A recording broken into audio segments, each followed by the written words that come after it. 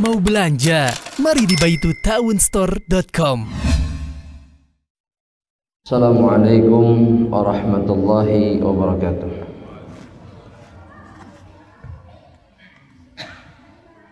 Innal hamdalillah nahmaduhu wa nasta'inuhu wa nastahdihi wa na'udzu billahi min shururi anfusina wa min sayyiati a'malina. Man yahdihillahu fala mudilla lahu wa man yudlilhu fala hadiya lahu.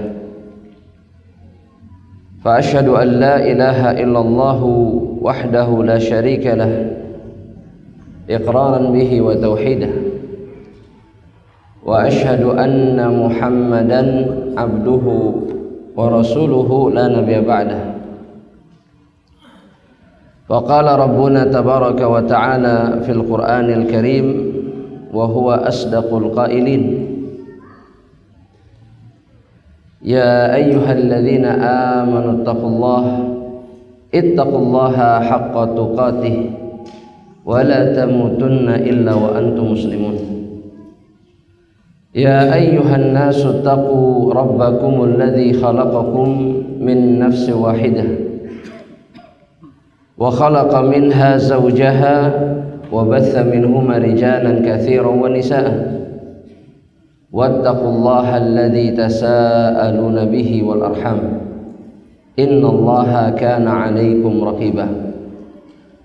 Ya ayyuhalladzina amanu taqullaha wa qulu qawlan sadida yuslih lakum a'malakum wa yaghfir lakum dhunubakum wa man yuti'illaha wa rasulahu faqad faza fawzan 'azima. Fa amma ba'du ibadallah rahimani wa rahimakumullah. Segala puji bagi Allah Subhanahu wa ta'ala yang memberikan kesempatan kepada kita semuanya untuk bisa duduk di rumah Allah Rabbul Alamin, dan kemudian duduk bersama-sama mencari rahmat dan ridha Allah Subhanahu wa ta'ala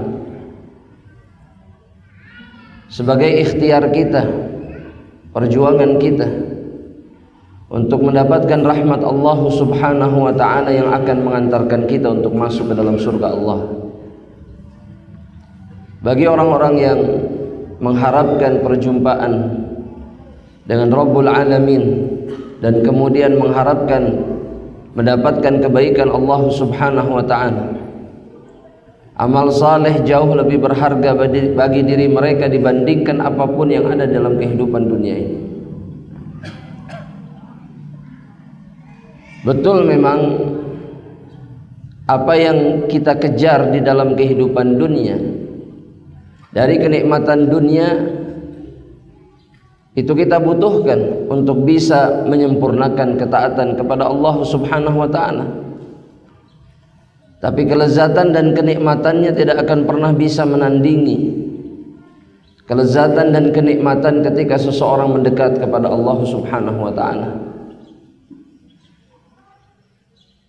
Karena ibadah bagi mereka-mereka yang dirahmati oleh Allah Subhanahu wa ta'ala adalah makanan bagi jiwa mereka, mendatangkan kelezatan bagi hati mereka, dan yang kemudian mendatangkan kebahagiaan di dalam kehidupan dunia yang singkat dan fana ini adalah ketika mereka senantiasa bisa beribadah kepada Allah Subhanahu wa ta'ala. Adapun kenikmatan dunia itu hanya akan menghilangkan rasa lapar di dalam perut mereka saja, dan setelah itu kemudian dia akan terbuang sia-sia. Bahkan kata Nabi Muhammad sallallahu alaihi wasallam ketika beliau mempermisalkan dunia kepada hamba-hamba Allah Subhanahu wa ta'ala, kata Rasulullah sallallahu alaihi wasallam, dia hanya seperti makanan yang kalian makan. Dan kemudian Nabi mengatakan, fanzur ila ma tasir, perhatikanlah oleh kalian makanan yang kalian makan itu jadi apa, kata Rasulullah SAW, dan itulah dunia. Oleh karenanya Allah Rabbul Alamin Jalla Jalaluh tidak pernah mengharapkan kita kemudian untuk sibuk dengan kenikmatan demi kenikmatan yang Allah sendiri persiapkan di dunia. Dari kenikmatan-kenikmatan duniawi, dari kenikmatan yang dikejar dan kemudian dielu-elukan oleh syahwat setiap dari kita. Allah jadikan dunia sebagai tempat ujian. Allah jadikan kenikmatannya sebagai fitnah. Dan ketika Allah Subhanahu wa ta'ala menguji seorang hamba Allah dengan dunia, yang diharapkan oleh Allah adalah kemudian dia mengubah godaan-godaan dunia ini menjadi kebaikan di sisi Allah. Rasulullah sallallahu alaihi wasallam, Nabi kita yang mulia, mengingatkan bahwa tempat yang disebut dunia ini adalah tempat yang sejatinya sangat buruk. Dalam hadis yang diriwayatkan oleh Imam Ahmad, Rasulullah sallallahu alaihi wasallam mengatakan, ala inna dunya mal'unah, kata Rasulullah. Sungguh, kata Nabi, dunia itu dilaknat. Allah menjauhkan dunia dari rahmat Allah Subhanahu wa ta'ala. Kalau seseorang berpikir bahwa dunia akan mengantarkan dirinya kepada kebaikan, maka jawabannya justru dunia adalah tempat yang jika dikejar, yang jika dipertahankan akan mengantarkan seseorang kepada kebencian dan laknat Allah Subhanahu wa ta'ala. Yang kemudian yang diinginkan oleh Allah Subhanahu wa ta'ala adalah kita kemudian sibuk dengan tempat yang lain, dengan tempat tinggal kita yang sebenarnya, tempat tinggal mereka-mereka yang beriman kepada Allah Subhanahu wa ta'ala, yaitu jannah. Dalam banyak ayat Allah Subhanahu wa ta'ala menegaskan bahwa akhirat jauh lebih baik. Di antaranya ketika Allah Subhanahu wa ta'ala mengatakan dalam surat Al-A'la, wal akhiratu khairu wa abqa. Akhirat itu jauh lebih baik, kata Allah Subhanahu wa ta'ala, jauh lebih baik. Seakan Allah Subhanahu wa ta'ala ingin menyampaikan kepada kita, lantas untuk apa kalian jadikan dunia itu sebagai tempat terbaik bagi kalian? Padahal akhirat jauh lebih baik, dipastikan oleh Allah Subhanahu wa ta'ala. Gak ada yang lebih baik daripada akhirat, gak ada. Dan kemudian kata Allah, dia lebih kekal. Dan orang yang berakal itu akan berpikir, dia akan memperjuangkan tempat yang lebih baik dan kemudian yang lebih panjang kebaikannya. Apapun yang terjadi kepada dirinya di dunia, apapun yang terjadi. Kalau kita berbicara tentang dunia, selalu manusia itu, hamba Allah itu berbicara tentang bagaimana seseorang mendapatkan kenikmatan dunia. Selalu itu. Kita nggak pernah membicarakan keburukan dunia. Yang kita bicarakan adalah kenikmatan dunia yang fana, yang menipu, yang menyeret kita kepada perkara-perkara yang dibenci oleh Allah Subhanahu wa ta'ala. Nggak pernah kita membicarakan dunia tuh, aduh, cek Nabi seperti bangkai kambing. Nggak ada yang membicarakan itu. Kalau sudah bicara dunia, pasti yang dibicarakan yang enak-enak dan indah-indahnya saja. Betul?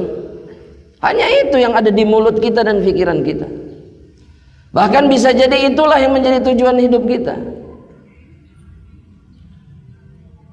Dan ketika seseorang menjadikan dunia sebagai tujuan hidup, ingat, camkan baik-baik kata Nabi Muhammad SAW, maka dia akan diberikan 3 hukuman oleh Allah Subhanahu wa ta'ala.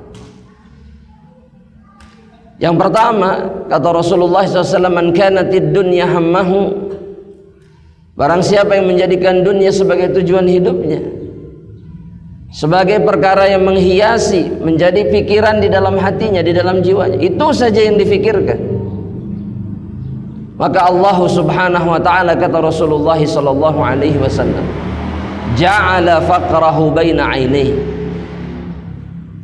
Kata Rasul sallallahu alaihi wasallam, Allah akan jadikan kefakiran ada di antara kedua belah matanya. Dia akan merasakan kesusahan terus. Yang kedua, farraqallahu alaihi amrah, kemudian Allah akan cerai-beraikan urusannya. Wa mala'a yadahu syughlan, dan Allah akan penuhi tangannya dengan kesibukan. Pasti. Dan yang terakhir kata Nabi Muhammad sallallahu alaihi wasallam, "Wa lam ya'tihi minad dunya illa ma kutiba lahu." Dan di dunia yang dia dapatkan hanya sebatas yang ditetapkan oleh Allah Subhanahu wa taala. Bahwa ikhtiarnya ketika memperjuangkan dunia tidak akan mendatangkan rezeki yang lebih banyak, tidak akan. Itu tidak akan pernah terjadi. Nabi sudah menjelaskan kepada kita bahwa dunia bukanlah tempat yang pantas diperjuangkan. Dan justru ketika dia diperjuangkan, dijadikan sebagai satu-satunya tujuan oleh kita, maka kehidupan kita akan hancur lebur.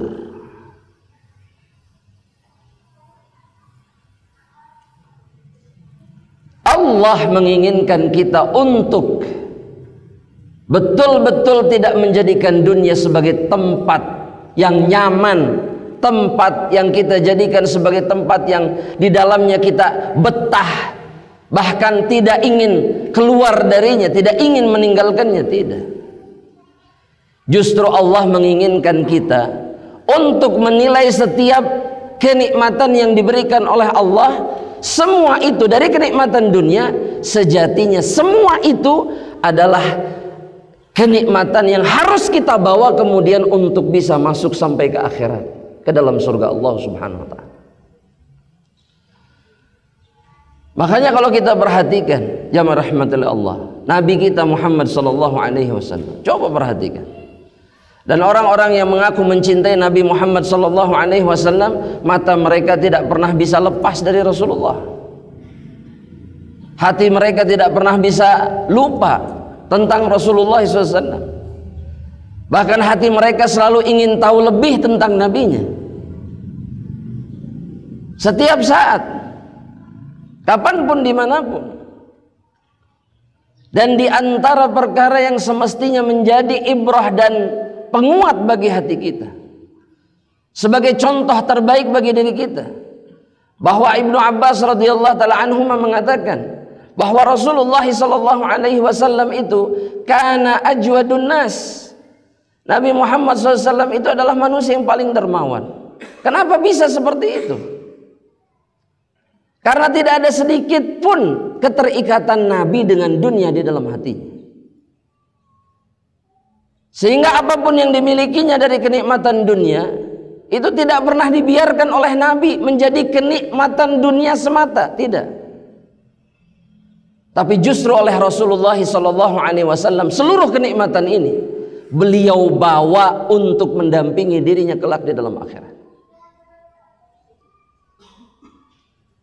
Dan terkhusus di bulan Ramadan, bahkan kata Ibnu Abbas, wa ajwadu ma yakunu fi Ramadan. Dan Nabi lebih dermawan lagi di bulan Ramadan.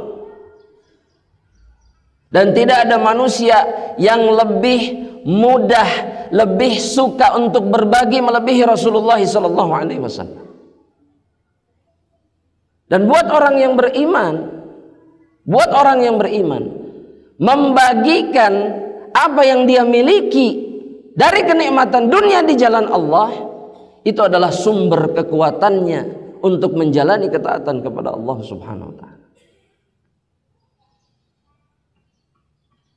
Kalau kita baca hadis tentang kedermawanan Rasulullah SAW, sebagaimana diriwayatkan Imam Bukhari dan Muslim, bahwa Rasulullah SAW atau riwayat imam yang lainnya disebutkan bahwa lam yarudda yadasail, Nabi Muhammad SAW itu tidak pernah menolak tangan siapapun yang meminta. Mudah bagi beliau, mudah. Kenapa? Karena hatinya tidak terpaut dengan dunia. Sekaligus kata para ulama, Rasulullah itu sangat sadar bahwa apa yang diberikan oleh Allah Subhanahu wa taala itu bukan miliknya. Apa yang diberikan Allah kepada kita bukan milik kita. Allah hanya menitipkannya untuk apa? Supaya kita selamat nanti di akhirat.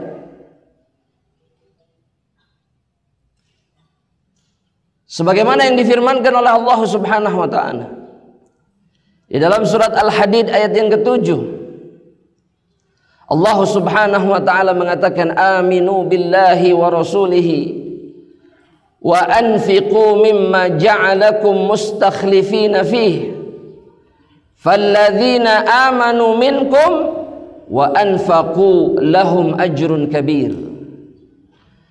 Kata Allah Subhanahu wa taala, berimanlah kalian wahai orang-orang yang beriman kepada Allah dan Rasul-Nya. Dan kemudian kata Allah, wa anfiqu, dan infakkanlah, bagikanlah, serahkanlah. Infak itu membagikan, menyerahkan. Harta yang Allah Subhanahu wa ta'ala jadikan kalian menguasainya. Paham maksudnya jamaah rahmatullah Allah? Harta yang dengan izin Allah kalian bisa dapat dan menguasainya. Infakkan kata Allah.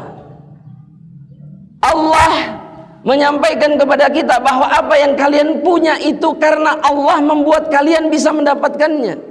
Supaya kita sadar bahwa bukan ikhtiar kita yang membuat kita mendapatkan harta tersebut. Bukan. Dan karena seperti itu keadaannya, Allah meminta apa? Bagikan di jalan Allah. Jangan disimpan, jangan ditahan. Karena kita ini hanya dititipi oleh Allah Subhanahu wa ta'ala, tidak lebih. Tidak lebih.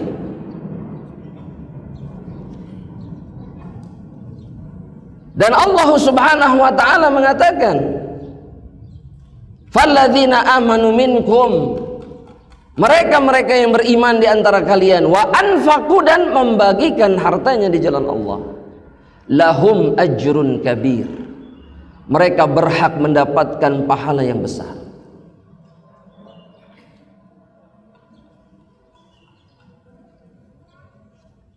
Maka tidak aneh kaum muslimin dan muslimat rahimani wa rahimakumullah, ketika kita mendengar para sahabat Rasulullah SAW, orang mukmin yang sebenarnya, orang mukmin yang paling sempurna keimanannya setelah Rasulullah SAW, mereka begitu mudah melepaskan apa yang mereka miliki untuk Allah Subhanahu wa ta'ala. Apa yang mereka punya, mereka bagikan di jalan Allah. Kalau kita mendengar satu sahabat saja, seperti Abu Dahdah namanya, kita pernah sampaikan ini. Abu Dahdah yang mendengar dua orang sahabat berselisih tentang satu pohon korma. Yang satu sedang memperluas kebunnya, tapi terganjal oleh satu pohon korma punya orang. Mau dibeli nggak mau. Mau ditukarkan dengan yang lebih banyak, tidak mau. Dibawalah kepada Rasulullah SAW. Ketika sampai ke hadapan Rasulullah SAW, di mana ada Abu Dahdah di sisinya, Rabi mengatakan, wahai pemilik pohon, maukah engkau memberikan satu pohon itu dan ditukar oleh Allah dengan pohon di surga? Dengan satu pohon di surga. Maka pemilik pohon menolak. Antum mau nggak kalau dibegitukan? Oh mau. Ini sahabat menolak. Belum tentu jemaah. Ya. Dan Abu Dahdah mendengar, ya Rasulullah, itu pohon kalau mau ditukar dengan satu pohon di surga. Iya. Kalau begitu ya Rasulullah, saya punya kebun full pohon korma. Biar si pemilik pohon ini ambil pohon-pohon punya saya, yang ini buat saya ya Rasulullah, dan imbalannya satu pohon di dalam surga Allah Subhanahu wa ta'ala. Oh, cerita belum selesai. Ternyata kebun kurma yang dimiliki Abu Dahdah itu adalah tempat di mana dia pun tinggal di dalamnya. Yang otomatis ketika sudah diserahkan kepada si pemilik pohon kurma, dia harus keluar tidak? Keluar. Dan dia ketika kembali ke kebun kurma, dia nggak masuk. Dia memanggil istrinya untuk keluar. Ya Umma Dahdah, ukhruji, keluar dari rumahmu. Kata istrinya, kenapa? Saya harus keluar. Qad bi'tu haitana bi syajaratin aw bi nakhlatin fil jannah. Aku sudah menjual kebun kita ini dengan satu pohon di dalam surga. Kata istrinya, rabihal bai. Perniagaan yang beruntung wahai Abu Dahdah. Bagi mereka-mereka yang beriman kepada Allah. Mereka tidak peduli kehilangan berapa banyak dari harta mereka. Untuk apa? Untuk Allah. Untuk kenikmatan yang dipersiapkan oleh Allah untuk dirinya. Dan inilah kemudian jamaah yang dirahmati oleh Allah Subhanahu wa ta'ala, yang banyak hilang di tengah-tengah kaum muslimin. Sehingga membuat mereka hancur, membuat iman mereka hancur, membuat seluruh kebaikan yang Allah persiapkan untuk mereka kemudian terhalang. Demi Allah, inilah yang terjadi. Sebagaimana yang diriwayatkan oleh Al-Imam Ahmad dalam kitabnya Az-Zuhd, bahwa yang menghancurkan akhir dari umat Nabi Muhammad sallallahu alaihi wasallam itu al-bukhlu wal amal, pelit, nggak mau berbagi, nggak mau membagikan apa yang menjadi milik Allah di jalan Allah, dan kemudian panjang angan-angan, seakan pasti dirinya masuk ke dalam surga Allah Subhanahu wa ta'ala, padahal belum tentu. Padahal mereka-mereka yang sudah pasti masuk surga itu sibuk membagikan apa yang mereka miliki di jalan Allah. Silahkan lihat para sahabat Rasulullah sallallahu alaihi wasallam. Abu Bakar As-Siddiq yang pernah menyerahkan semua harta yang dia miliki pada saat itu. Umar yang menyerahkan setengah dari hartanya. Uthman bin Affan yang pernah juga menyerahkan seluruh yang dia punya. Bahkan dia berhenti untuk berinfak karena sudah tidak punya apa-apa lagi yang untuk diinfakkan. Gak ada, habis. Gak ada. Jangan kemudian mengatakan begini, Ustadz kan nggak boleh infak sampai nggak punya apa-apa. Kita sibuk membahas itu, tapi nggak pernah berpikir bahwa para sahabat ini melakukan itu karena apa? Karena Allah. Dan mereka yakin dengan Allah Subhanahu Wa Taala. Kenapa nggak sibuk mikirin itu? Sibuknya hanya, oh, Ustadz nggak bisa, Anda harus menyisakan untuk keluarga. Terserah, Allah pun membolehkan kok. Tapi kenapa nggak pernah memikir kok bisa para sahabat itu menyerahkan semuanya? Karena mereka sedikit pun tidak punya keraguan dengan Allah Subhanahu wa ta'ala. Dan lihat apa yang Allah berikan kepada mereka. Uthman bin Affan ketika membeli satu sumur apa namanya? Sumur apa? Jamaah. Bi'rur rumah namanya. Sumur rumah, punya rumah Al-Yahudi.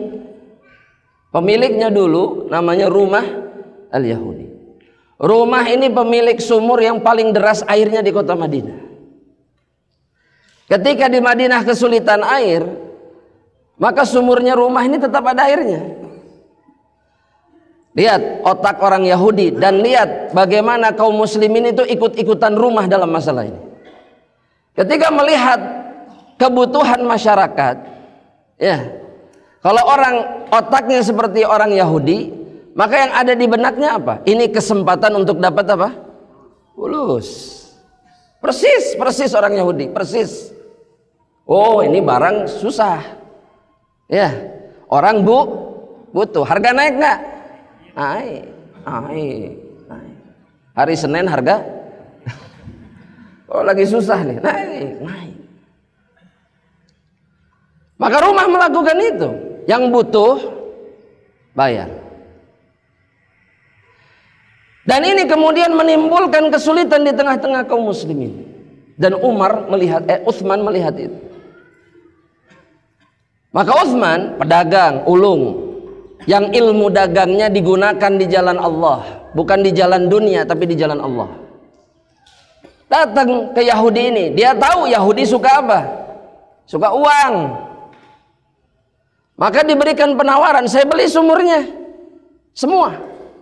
Oh nggak bisa, kata rumah. Ini sumber duit saya, ini lagi susah air, nggak bisa. Ya udah gini aja, kata Utsman. Kau jual setengahnya, setengahnya engkau tetap bisa untuk menjualnya. Yang setengah ini dibeli oleh Utsman dengan harga yang sangat mahal. Bukan harganya, tapi lebih berkali-kali lipat dibayar sama Utsman. Untuk apa? Supaya setengah dari air ini menjadi milik Utsman. Tapi ternyata setengah dari sumur ini seketika sudah beralih kepemilikan, diwakafkan langsung di jalan Allah. Kaum muslimin, ambil sesuka kalian, jangan pernah membelinya. Selesai masalah. Selesai tidak? Buat kaum muslimin selesai, sudah ada air. Tapi bagi rumah ini musibah. Musibah. Gak ada yang beli sama rumah. Hah? Ini akal pedagang bukan ini? Akal pedagang, tapi dipakai di jalan Allah, bukan untuk mendapatkan dunia aja terus. Enggak, dipakai sama dia. Ini akal yang benar tuh yang begini. Bukan yang hanya untuk memperkaya diri sendiri. Bukan. Sudahlah. Memperkaya diri sendiri itu bukan kebaikan. Bukan gak boleh kaya, tapi ketika kaya serahkan di jalan Allah, jangan ditahan-tahan. Utsman melakukan itu. Ketika setengahnya diwakafkan, rumah gak punya pilihan untuk apa? Melainkan untuk menjual setengahnya lagi kepada Utsman. Semuanya diserahkan untuk kaum muslimin oleh Utsman. Apa yang terjadi jemaah? Sampai detik ini. Sampai detik ini, ya, sampai detik ini, sumur itu masih ada. Dan kemudian ada kebun kurma yang sangat besar yang diairi oleh sumur itu, yang kemudian hasil-hasil kurmanya itu dijual oleh pemerintah. Dan hasilnya disimpan di rekening bank atas nama Utsman ibnu Affan. Masjid Nabawi, Masjidil Haram, sebagian pendanaannya dari uangnya Utsman ibnu Affan. Begitulah Allah membalas mereka-mereka yang menyerahkan harta mereka di jalan Allah.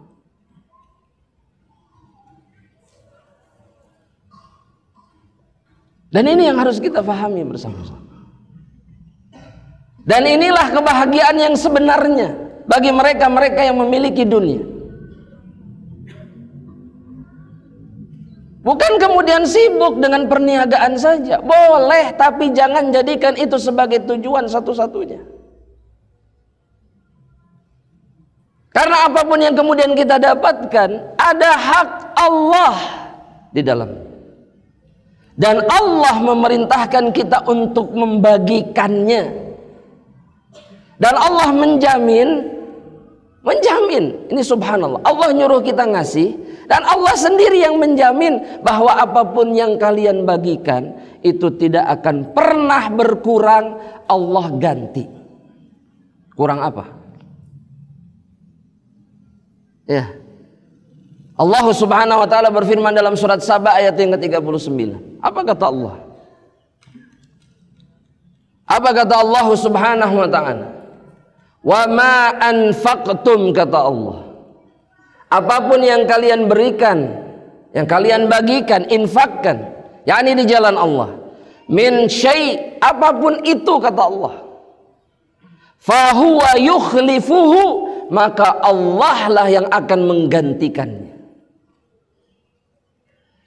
Kalau ada yang minjem uang sama kita dan kemudian janji saya ganti, tenang nggak pikiran kita? Tenang. Apalagi kita yakin bahwa orang itu pasti ganti. Gampang. Saya pinjemlah 10 juta, besok saya ganti. Kita yakin orang itu pasti ganti, dikasihkan langsung keluar. Dan Allah Rabbul Alamin, pemilik alam semesta yang maha kaya, itu berjanji, apapun yang kalian serahkan, Allah akan ganti. Tapi itu nggak cukup untuk membuat kita kemudian berbagi di jalan Allah. Nggak cukup. Nggak sedikit pun kemudian hati kita tergerak, nggak. Bahkan di bulan Ramadan.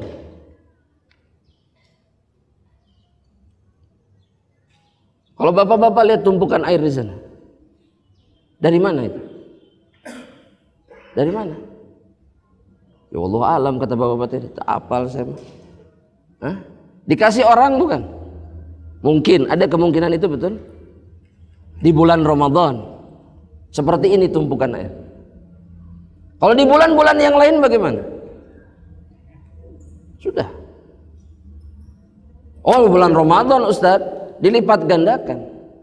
Tapi Allah meminta kita untuk berbagi bukan di bulan Ramadan saja. Setiap tetes air yang diminum oleh saudara muslim menghilangkan dahaganya, menguatkan tulang punggungnya untuk beribadah kepada Allah, itu yang ngasih dapat pahalanya. Sudah begitu Allah berjanji apa yang mereka keluarkan itu diganti sama Allah. Dan Allah tidak pernah mengganti dengan perkara yang sama, selalu lebih baik. Masih kurang. Dan kita masih lebih tertarik untuk menyerahkannya dalam rangka perniagaan. Ya. Atau untuk investasi dunia. Ya, seperti mereka yang beli sepeda kadang-kadang ditanya kenapa beli sepeda mahal, investasi. Betul tidak, Jam? Kenapa nggak investasinya di jalan Allah? Saya tahu satu orang, jemaah, beli sepeda 40 juta, dijual 10 juta nggak ada yang mau.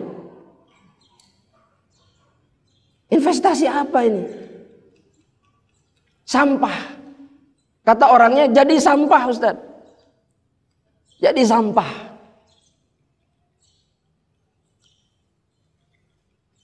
Tapi di jalan Allah yang jelas-jelas menjadi penyebab kita masuk surga, kita nggak pernah melakukan. Bread langsung keluar 40 juta.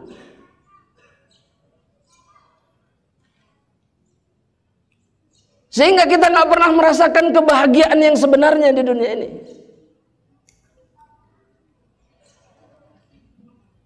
Nabi Muhammad SAW, kenapa beliau tenang di tengah-tengah ketidakmampuannya, di tengah-tengah ketidakadaan harta, Nabi tetap tenang, bahagia, ketawa bersama istrinya, bersenang-senang dengan keluarganya. Karena hati beliau itu teramat sangat lapang. Dan kata Al-Imam Ibnul Qayyim, wadzalika bisababi sakhawatihi, dan itu karena kedermawanannya. Dan Al-Imam Ibnul Qayyim mengatakan bahwa memberi itu lahu ta'thirun ajib lil qalbi wan nafas. Itu punya dampak yang luar biasa untuk apa? Untuk jiwa dan hati seseorang.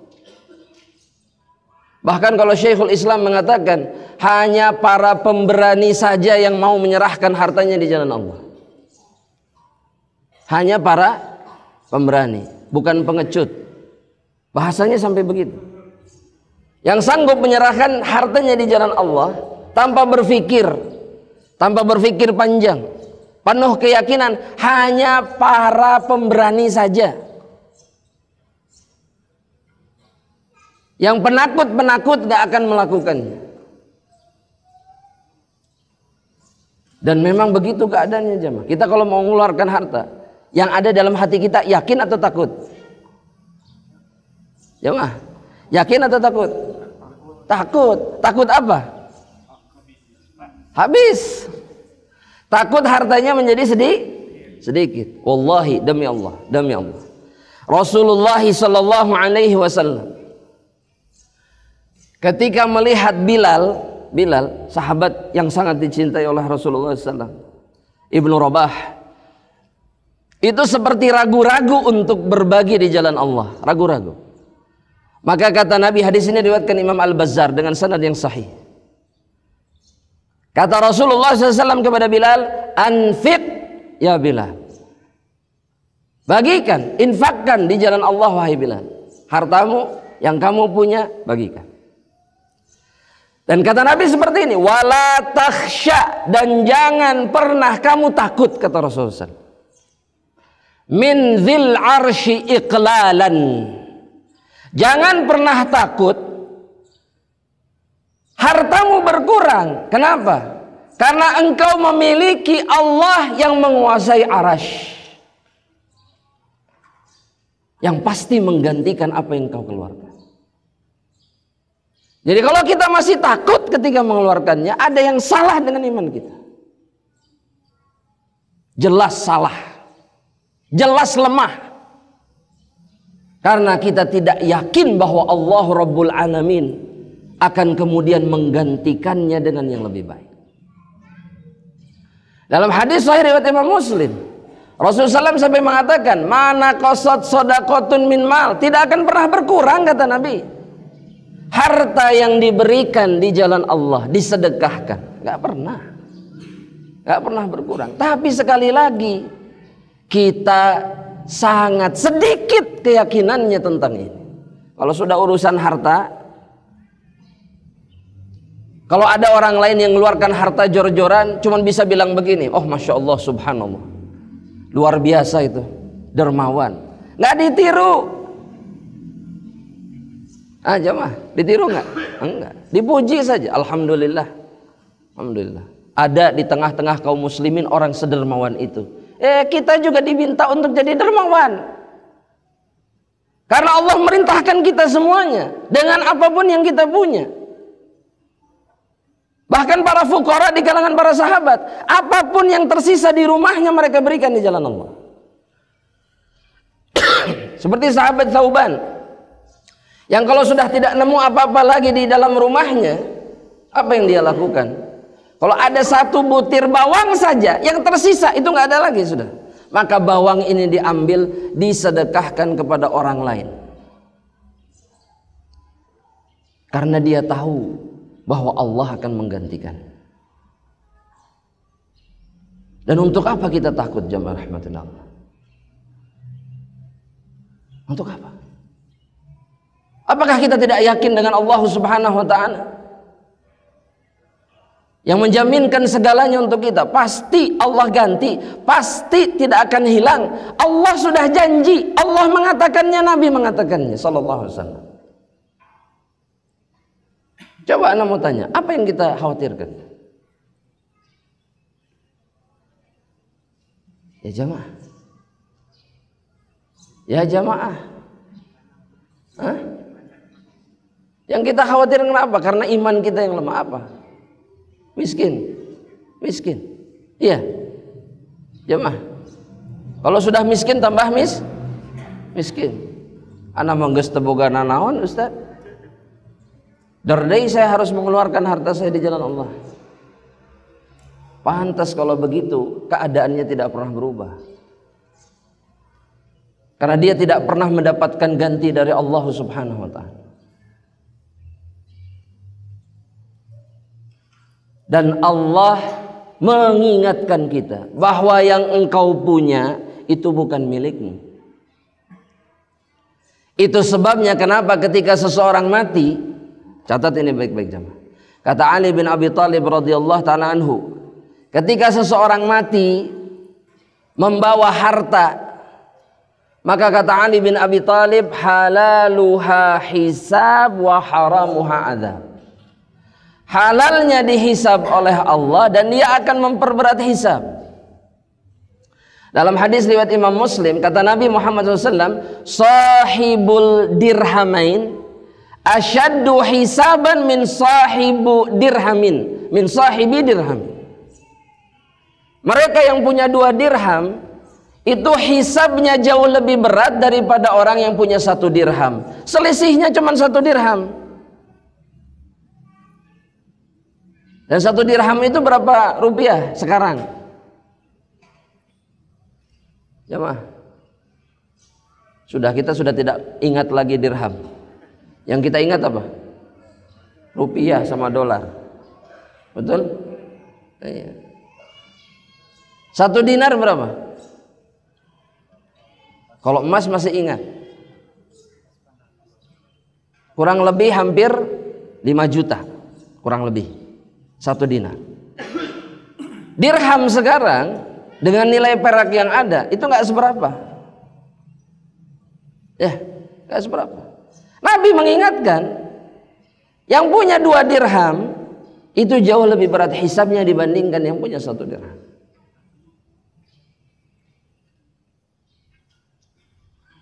Dan semua itu bisa selesai urusannya dengan apa, jemaah? Untuk memperingan hisab kita dengan apa? Dengan menyerahkannya di jalan Allah sampai kita diwafatkan oleh Allah. Keluar masuk, keluar masuk, keluar, dan begitu seterusnya sampai kita diwafatkan oleh Allah.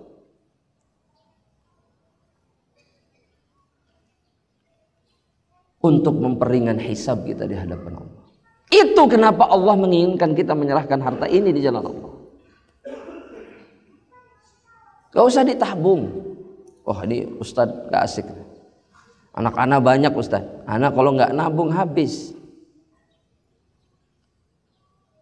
Kita lemah iman. Jujur. Kita sering naik turun iman, betul? Kalau lagi turun, ngeluarkan 1.000 rupiah saja itu istikharah dulu, jemaah. Heula ya 1.000, aduh ya Allah. 1.000 itu bisa dibelikan Royco 2 bungkus. Kalau ibu-ibu 1.000, 2.000, gemeter pas masukin ke kotak, nggak masuk. Betul. Kalau lagi lemah iman. Padahal Allah Subhanahu wa taala itu menjamin, ya Allah, menjamin. Kenapa harus ragu? Kenapa harus takut? Dan kenapa harus perhitungan kalau sama Allah, tidak dengan manusia ketika di dunia? Kalau sama manusia di dunia, ya Allah, kalau kita percaya orangnya, kita serahkan apa yang kita punya. Tapi sama Allah,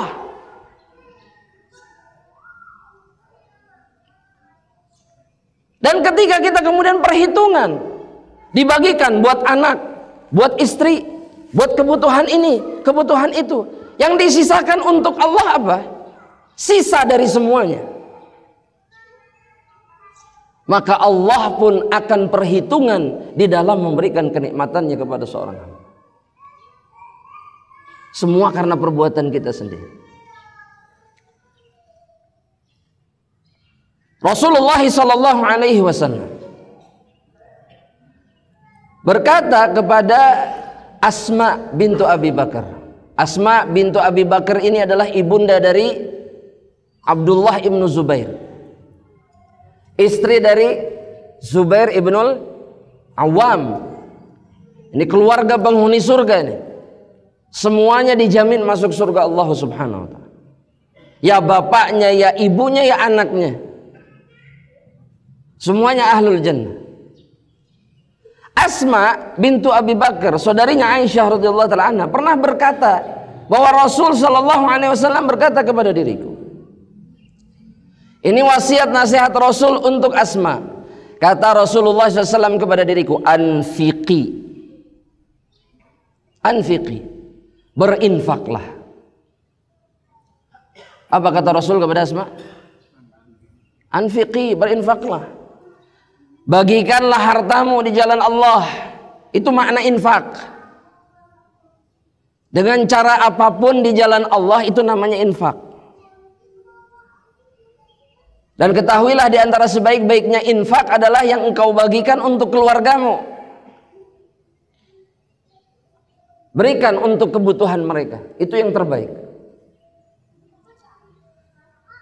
Dan kemudian kata Nabi, wa anfihi wandahi wa la tuhsi. Kata Nabi Muhammad SAW kemudian, wala tuhsi, jangan hitung-hitungan. Baik itu dengan mengeluarkannya sedikit-sedikit atau kemudian menyimpannya.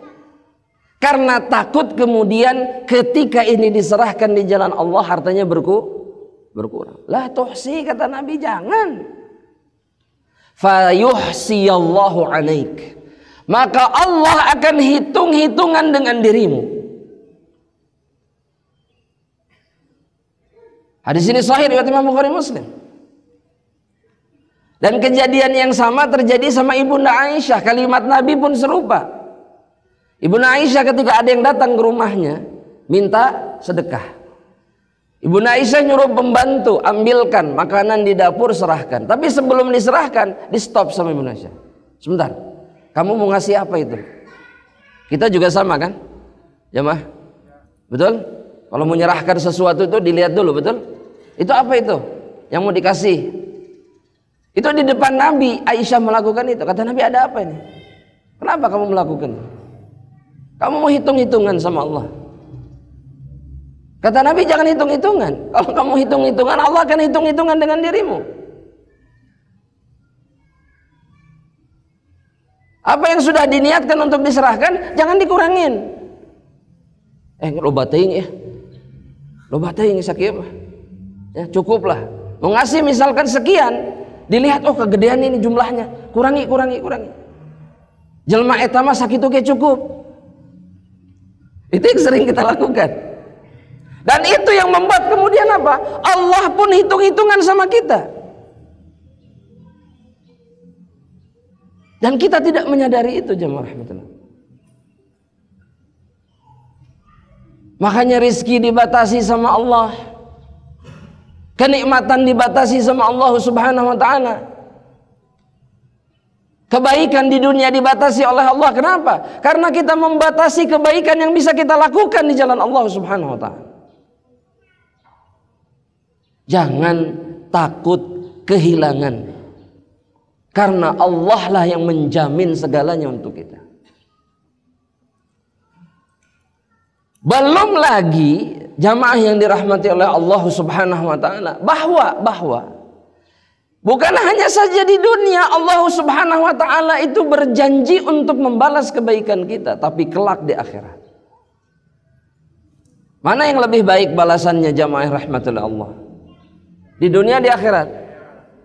Di dunia dijamin, di akhirat Allah lebih menjamin kebaikan bagi orang yang mau berbagi di jalan Allah. Allah Subhanahu wa ta'ala berfirman di dalam Al-Quran, dalam suratul Baqarah ayat yang ke-261.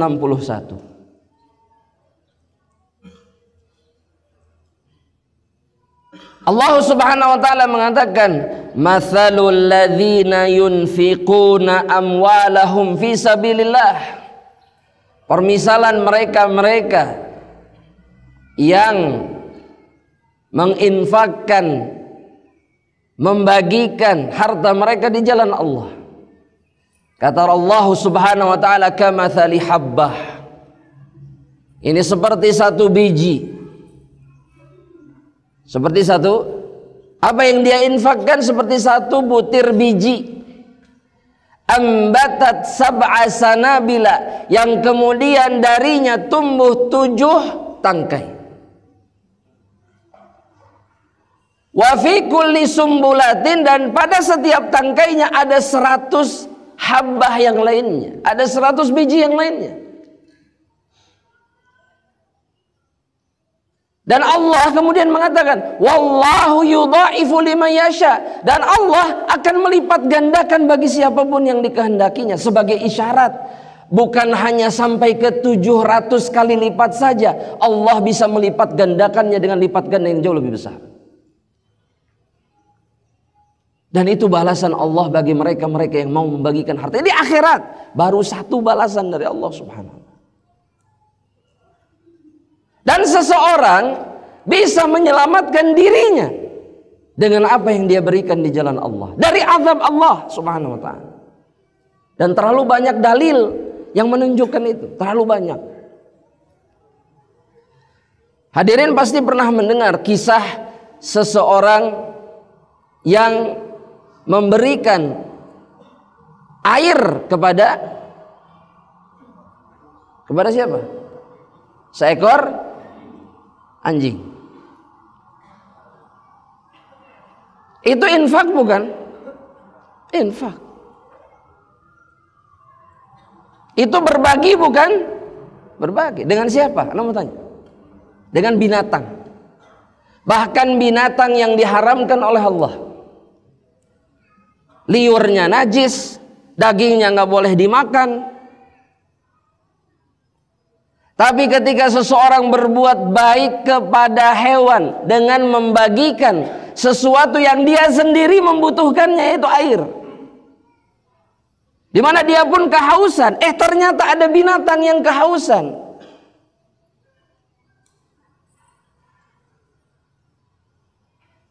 maka dia berikan, kata Allah Subhanahu wa taala, fasyakarallahu 'alaiha. Allah berterima kasih kepada dirinya dengan cara apa? Dengan cara Allah mengampuni dosa-dosa besar yang dia lakukan. Karena dalam riwayat disebutkan dia pezina, tukang zina. Tapi karena kebaikan yang dia lakukan, Allah ampuni dosa-dosa. Dan dalam hadis yang lain, dalam hadis riwayat Imam Muslim, kata Rasulullah sallallahu alaihi wasallam, "Ittaqun nar walau bisyiqqi tamrah." Lindungi diri kalian dari api neraka Allah meskipun hanya dengan sepotong korma. Bagaimana dengan orang yang membagikan 200 dus korma? Bagaimana dengan orang yang menginfakkan seluruh hasil kebunnya di jalan Allah untuk kaum muslimin? Nggak dijual sama dia. Kalau antum sering mendengar kisah Sulaiman Ar-Rajihi, orang terkaya di Saudi, yang hebat itu bukan kekayaannya, bukan. Sulaiman rahimahullah ini bukan kekayaannya yang hebat, tapi kedermawanannya yang luar biasa.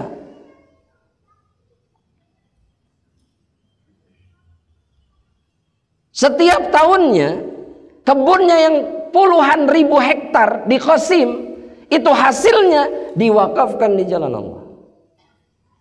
Padahal kalau dijual dapat berapa jamaah? Hah? Dapat berapa jamaah? Wah, banyak lah sudah. Korma Ramadan, marema tidak? Marema tidak? Marema tuh laku nggak? Laku. Nggak dijual, dibagikan. Dan para sahabat Nabi sudah lebih dulu melakukan itu. Perniagaan dengan Allah Subhanahu wa ta'ala, itu yang mereka lakukan. Itu yang membuat kemudian Allah tidak pernah mengecewakan mereka dalam kehidupan dunia. Yang keluar diganti tidak? Diganti. Diganti dengan yang jauh lebih besar. Dan ketika lebih besar dikeluarkan jauh lebih besar lagi. Makanya kalau antum percaya ini kisah nyata. Laits ibnu Sa'ad rahimahullah ta'ala sejaman dengan Imam Syafi'i. Bahkan usianya lebih tua dari Al-Imam Syafi'i. Itu setiap bulan itu dapat gaji. Dapat gaji. Total gajinya dalam 1 tahun itu hampir 2,5 miliar. Gaji sebagai seorang ulama dari pemerintah. Tapi setiap bulan dia dapat gaji, sepeser pun tidak ada yang sampai ke rumahnya. Kalau dulu kan gaji bentuknya apa? Bisa ditransfer tidak? Gak bisa. Jadi dikasihnya apa? Cash. Cashnya apa? Uang apa? Dinar. Dinar bukan dirham, dinar. Nah, setiap keping dinar itu sambil jalan kasih si fulan, kasih fakir ini, kasih fakir itu, sampai rumah kosong kantong. Nah, kita siap melakukan itu jamaah rahmatillah. Bawa dompet, buka keluar pintu ini kasih. Sampai rumah kosong. Kosong. Jangan sedih begitu coba. Ini belum kejadian. Tenang, belum kejadian. Apalagi kalau kejadian ini. Ya, tenang. Belum terjadi. Belum terjadi. Maka Laits bin Sa'ad mengatakan, namun setiap aku sampai ke kamarku dan kemudian beliau membuka bantal, menggeserkan bantal yang di atas tempat berbaringnya, itu aku menjumpai jumlah uang yang sama. Wah, kalau orang sekarang, oh iya mah ya jin, ya jin. Di duit tuh nggak seberek itu balik deui. Kisah nyata ini jemaah. Dan begitulah cara Allah membalas mereka-mereka yang betul-betul tulus ketika berbagi di jalan Allah. Dan diriwayatkan bahwa saudaranya dari Laits ini mencoba hal yang sama tapi tidak berhasil. Benar, ya. Saya mendapatkan ini dari salah seorang ulama lah. Beliau menceritakan, saudaranya melakukan hal yang sama, nurutanlah supaya seperti Laits gitu sama. Gak berhasil buka bantal, buka bantalnya gak ada, loh gak ada. Kemudian diadukan kepada Laits. Maka Laits mengatakan, apa yang membuatku melakukannya berbeda dengan apa yang kau membuatmu untuk melakukan. Gak sama. Dan yang seperti ini tidak bisa kemudian dilakukan kalau bukan karena Allah Subhanahu wa ta'ala. Gak bisa. Itu janji Allah bagi mereka yang betul-betul melakukannya karena Allah. Tapi sekali lagi dalam bar atau jamaah berbagi itu sayang. Ya, sayang. Ya, kalau antum ingin tahu betapa susahnya kita untuk berbagi, lihat kalau lagi bagi-bagi uang lebaran nanti, anak kecil sama anak gede dibedakan gak uangnya? Itu buktinya. Tong bereno 100 lebar budak letik. Itu bukti kita perhitungan ketika berbagi. Apa bedanya? Sama-sama manusia, sama-sama hamba Allah Subhanahu wa ta'ala. Bahkan yang kecil ini jauh lebih bahagia ketika dia mendapatkan lebih besar. Oh bisi leungit sana.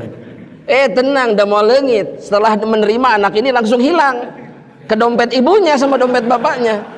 Bisi leungit ke dia kan, dan hilang selamanya setelah itu.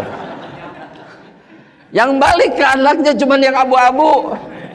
Dah kamu cukup ini nak jajan sana, permen sana. Astagfirullah. Perhitungan dengan Allah. Dan betapa yang namanya kebakhilan itu melekat di dalam hati kita. Allah, kita memang harus jujur. Susah berbagi di jalan Allah.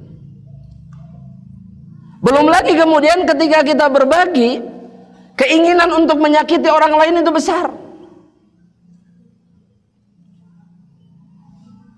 Menyakiti perasaannya, mengungkit-ungkit kebaikan yang kita berikan. Dan ini yang kemudian membatalkan semua kebaikan. Makanya Allah bilang dalam surat Al-Baqarah, la tubtilu shadaqatikum bil manni wal adha. Jangan batalkan sedekah kalian, kata Allah, jangan batalkan. Dengan cara apa? Dengan cara mengungkit-ungkit dan menyakiti orang yang diberi. Udah mengasih cuman sedikit, dihancurkan lagi dengan mengungkit-ungkit kebaikan yang kita lakukan. Kalau sudah diserahkan, serahkan. Jangan kemudian diharapkan kembali. Jamaah, antum pengen kembali nggak apa yang antum serahkan? Kalau dibagikan? Iya. Tapi yang kita harapkan itu kembalinya dari makhluk, bukan dari Allah. Kita kasih makhluk, makhluknya nggak berterima kasih, sakit hati. Oh, berarti yang kita harapkan itu bukan balasan Allah, balasan makhluk. Makanya dalam surat Al-Insan Allah mengingatkan kita. Ya, Allah mengingatkan kita bahwa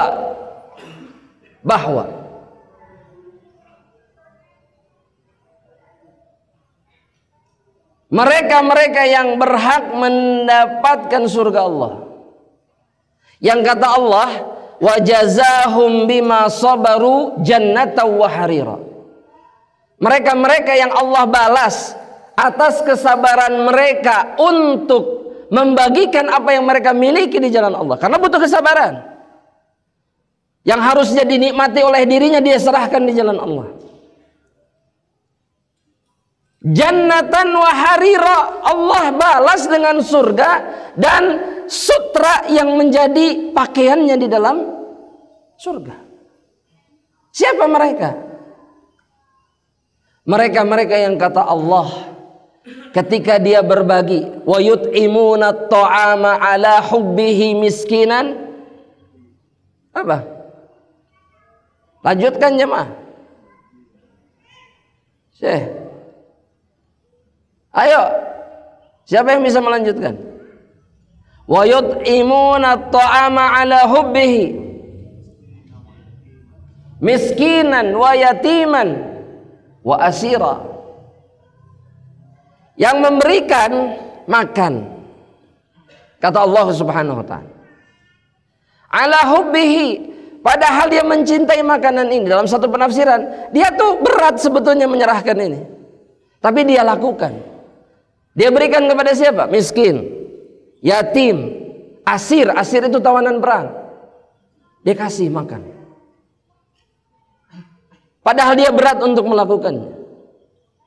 Yang kemudian dia ketika melakukan itu, dia mengatakan, orang ini mengatakan, la nuridu minkum jazaan wala syukura. Kami nggak butuh balasan kalian, kami nggak butuh terima kasih kalian. Jadi kalaupun saudara kita tidak berterima kasih, tidak peduli sama sekali, gak ada urusannya, gak usah mengharapkan itu. Terus apa kalau dia mengucapkan terima kasih? Apa coba yang terjadi? Anda mau tanya, apa yang terjadi? Nuhun ya. Setelah dia bilang nuhun, apa yang terjadi kepada kita? Nggak ada. Nggak ada. Tapi kalau itu yang kita tunggu, maka sia-sia apa yang kita lakukan. Gak ngarep balasan dari makhluk. Dan kemudian mereka mengatakan apa? Innama nut'imukum liwajhillah. Kami ini ngasih makan karena Allah, berbagi karena Allah Subhanahu wa ta'ala, bukan karena yang lain, karena Allah Rabbul Alamin. Dan ini yang berat, betul tidak jemaah? Berat tidak jemaah? Ya jamaah, berat tidak? Berat? Berat sekali atau tidak? Berat sekali.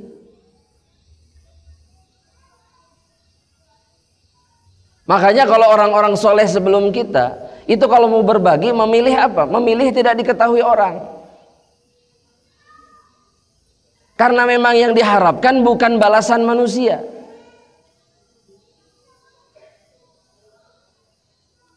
Anda nggak pernah bosan menyebutkan contoh ini. Ali bin Hasan, anak dari Hasan bin Abi Thalib radhiyallahu taala anhu, itu hidup di kota Madinah 20 tahunan kurang lebih. Dan selama hampir 20 tahun orang di kota Madinah, orang miskinnya, itu selalu mendapatkan makanan tanpa tahu dari mana datangnya. Pas beliau meninggal, maka gak ada lagi makanan. Pas beliau dimandikan, maka tangannya itu hancur, pundaknya hancur oleh kapal. Karena apa? Karena mengangkat karung-karung gandum untuk disimpan di depan rumah kaum muslimin. Dan selama beliau melakukannya nggak ada yang tahu, nggak ada yang tahu. Oh, kalau kita itu sudah di video dari belakang, di pojokan sudut gitu kelihatan muka kita doang. Oh, lagi.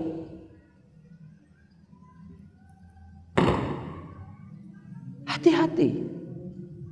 Dan beginilah caranya orang-orang yang beriman membagikan apa yang mereka miliki di jalan Allah. Karena yang diinginkan apa? Yang diinginkan apa? Balasan dari Allah Subhanahu wa ta'ala, bukan balasan dari makhluk. Dan ketika kita menginginkan balasan dari makhluk, itulah yang membuat kita sulit untuk berbagi.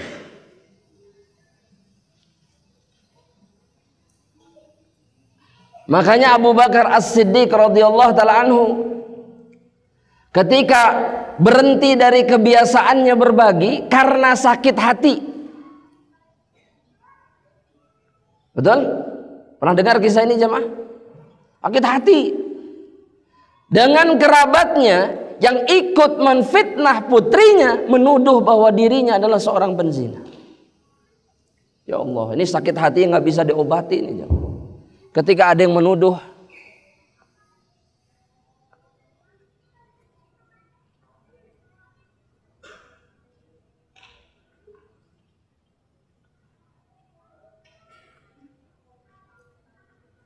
kita break sebentar.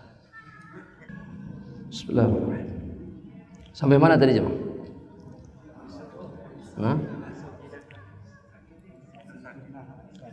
Nah, beda-beda begini jemaah. Ini baru 3 menit off. Abu Bakar sakit hati, betul, insyaallah. Dengan kerabat yang bernama Mistah ibnu Utsatsah. Mistah ini miskin, fakir, dan sepanjang hidupnya ditanggung kehidupannya oleh Abu Bakar As-Siddiq. Antum bisa bayangkan bagaimana perasaan Abu Bakar ketika ternyata orang yang dia santuni sepanjang bertahun-tahun itu kemudian menjadi orang yang ikut serta dalam tuduhan bohong terhadap putrinya yang merupakan istri Rasulullah SAW. Maka Abu Bakar seketika sudah putus, gak akan pernah menafkahi, membagikan hartanya kepada Mistah. Titik. Manusia. Wajar. Bahkan Abu Bakar lebih berhak untuk melakukan lebih dari itu kepada Mistah. Ya. Tapi kemudian Allah tegur. Allah menurunkan satu ayat yang menegur Abu Bakar As-Siddiq. Kata Allah, wal ya'fu wal yasfahu. Maafkan, kata Allah, maafkan. Hilangkan sudah. Lepaskan beban sakit hatimu, hilangkan, kata Allah Subhanahu wa ta'ala. Dan tetaplah berbagi kepada dirinya. Tidakkah dia suka, kata Allah, ya maksudnya Abu Bakar, bahwa Allah kemudian dengan apa yang dia lakukan tetap berbagi, memaafkan. Allah mengampuni dosa-dosanya karena apa yang dia lakukan. Tidakkah dia suka dengan itu? Ketika mendengar ayat ini, seketika Abu Bakar menyerahkan kembali hartanya. Karena yang diharapkan oleh Abu Bakar bukan manusia, balasan Allah yang diinginkan oleh Abu Bakar sendiri. Dan begitulah semestinya kita, apalagi di bulan Ramadan ini, jemaah rahmatillah Allah. Kesempatan kita untuk betul-betul mengeluarkan apa yang kita punya di jalan Allah. Jangan perhitungan. Jangan perhitungan. Agar Allah tidak perhitungan kepada kita memberikan balasan. Belum lagi yang sering kita lupa, jemaah rahmatillah Allah, bahwa setiap kebaikan yang kita lakukan, baik itu juga berbagi di jalan Allah Subhanahu wa ta'ala, itu membuat kehidupan kita terbebas, terlepas dari musibah-musibah berat, dari ujian-ujian buruk yang menimpa kita. Kita kan selalu galau menghadapi ujian ini. Aduh, ujian gak bertubi-tubi, anak sakit, itu begini, ini begitu. Tahu nggak penyebabnya? Bisa jadi apa? Bisa jadi karena kita tidak berbagi di jalan Allah. Karena Nabi Muhammad SAW dalam sebuah hadis, tulis hadis di jamaah rahmatullah,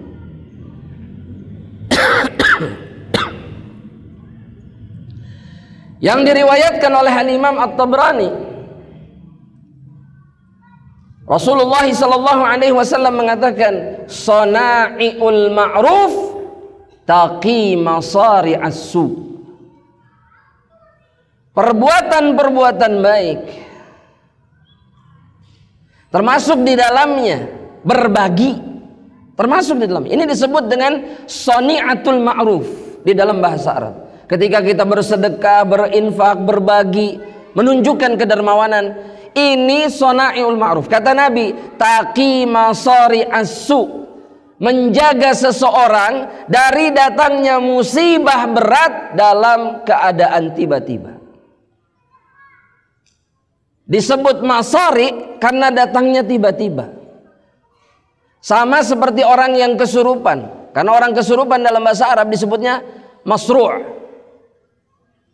Kalau kemasukan jin tiba-tiba enggak? Jamaah, tek langsung. Maung, itu jadi maung kan? Ada yang jadi maung, ada yang nyai ini, nyai itu. Nah, musibah yang datangnya setiba-tiba itu dilindungi, dijaga oleh kebaikan-kebaikan yang kita lakukan. Belum selesai hadisnya. Dan kata Nabi kemudian sallallahu alaihi wasallam berikutnya, wasadaqatul khafiyan, dan bersedekah diam-diam, tutfi'u ghadabar rabb, dia memadamkan murka Allah Subhanahu wa taala. Yang diam-diam lebih dianjurkan. Gak perlu ada yang tahu. Kalau memberi ke masjid cukup menuliskan apa? Hamba Allah, selesai. Gak ada yang tahu. Yang tahu cuman petugas pencatat, selesai. Allah, dia, dan petugas pencatat, selesai. Kalau bisa petugas pencatat gak perlu tahu siapa yang ngasih. Ya, ketika antum serahkan uangnya, bilang dari hamba Allah. Hamba Allah yang mana Pak? Pokoknya hamba Allah. Dia tahu nggak kita yang ngasih? Enggak. Selesai. Tutfi'u ghadabar rabbi, kata Rasulullah SAW. Ini yang memadamkan murka Allah kepada diri kita. Allah tidak akan menyiksa, Allah tidak akan mengazab, Allah tidak akan membiarkan kita sengsara di dunia dan kelak di akhirat. Hanya dengan cara berbagi di jalan Allah. Diam-diam. Belum selesai hadisnya. Kata Nabi kemudian sallallahu alaihi wasallam, wasilatur rahimi ziyadatun fil umur. Silaturahmi itu menambah usia seseorang. Kemudian kata Rasul sallallahu alaihi wasallam, wa kullu ma'rufin sadaqah, setiap kebaikan itu menjadi sedekah. Apapun yang kita lakukan. Sehingga berbagi itu tidak melulu butuh apa? Harta. Bisa dengan cara apapun. Dan Nabi SAW mengatakan kemudian, wa ahlul ma'rufi fid dunya hum ahlul ma'rufi fil akhirah. Dan mereka yang dikenal sebagai orang baik di dunia, maka merekalah yang akan dikenal sebagai orang baik ketika di akhirat. Jadi bukan hanya di dunia. Kalaupun di dunia seseorang tidak ada yang tahu bahwa dia orang pelaku, ahli kebaikan atau apapun, maka di akhirat semua makhluk Allah akan mengetahuinya.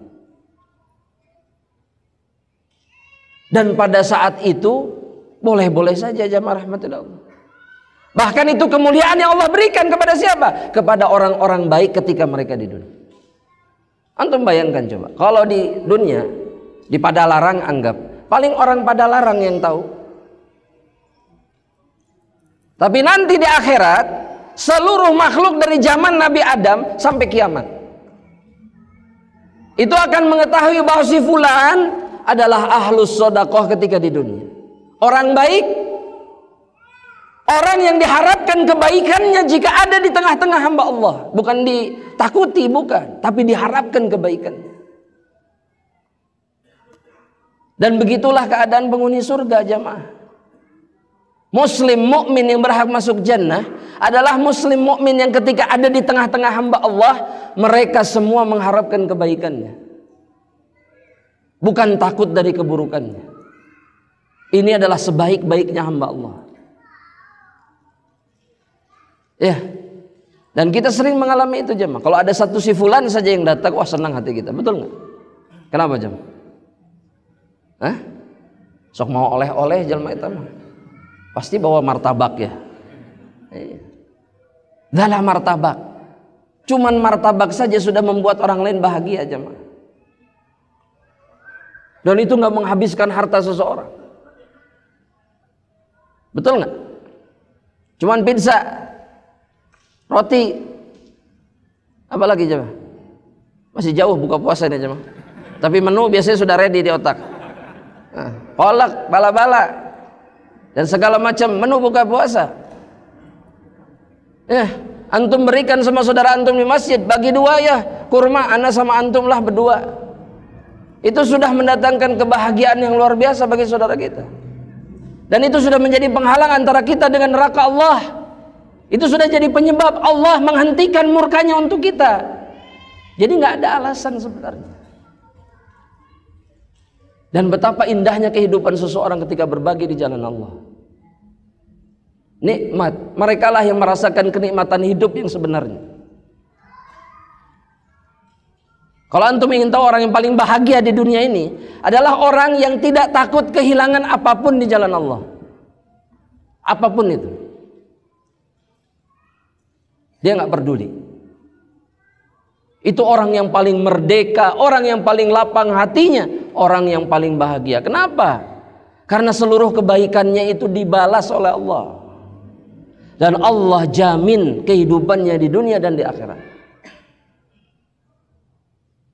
Makanya bagi orang-orang yang beriman, apa yang ditunggu? Apa yang ditunggu ya Allah? Apa yang ditunggu?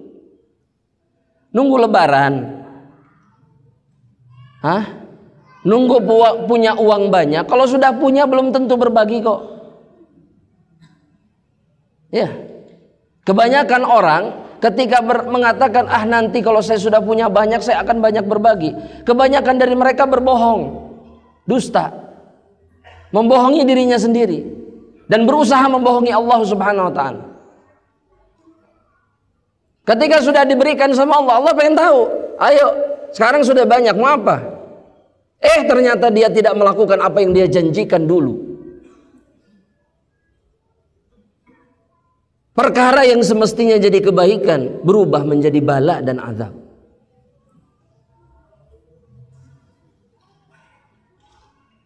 Dan mereka-mereka yang beriman tidak akan mengakhirkan kebaikan yang akan mereka lakukan. Betul tidak jemaah? Jemaah, kita ini diperintahkan mengakhirkan atau menyegerakan? Menyegerakan, betul? Sesegera mungkin? Sesegera mungkin? Lantas kenapa diakhirkan? Biasanya kenapa, apa yang menyebabkan seseorang kemudian mengakhirkan apa yang ingin dia bagikan di jalan Allah Subhanahu wa taala? Apa penyebabnya?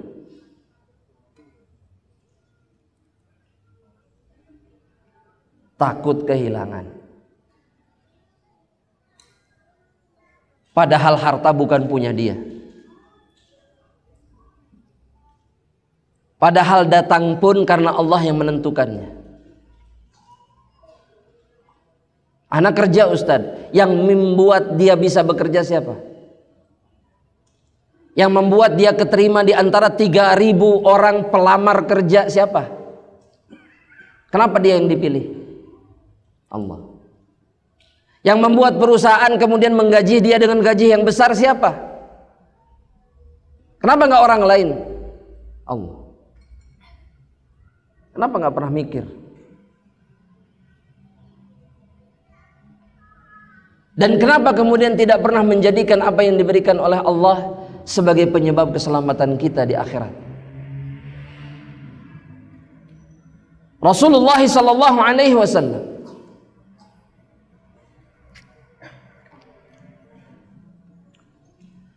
dalam sebuah hadis